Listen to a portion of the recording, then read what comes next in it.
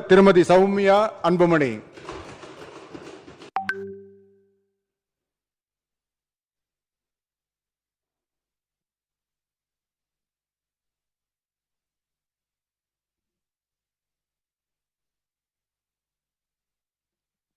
சட்டமன்ற பேரவையின் உறுப்பினராக தேர்ந்தெடுக்கப்பெற்ற சௌமியா அன்புமணி என்னும் நான் சட்ட முறைப்படி நிறுவப்பெற்றுள்ள இந்திய அரசமைப்பு சட்டத்தில் உண்மையான நம்பிக்கையும் பற்றுறுதியும் கொண்டிருப்பேன் என்றும் இந்திய நாட்டின் இறையாண்மையையும் ஒருமைப்பாட்டையும் நிலைநிறுத்துவேன் என்றும் நான் மேற்கொள்ள இருக்கும் கடமையை நேர்மையுடன் நிறைவேற்றுவேன் என்றும் கடவுளறிய உறுதி கூறுகின்றேன்.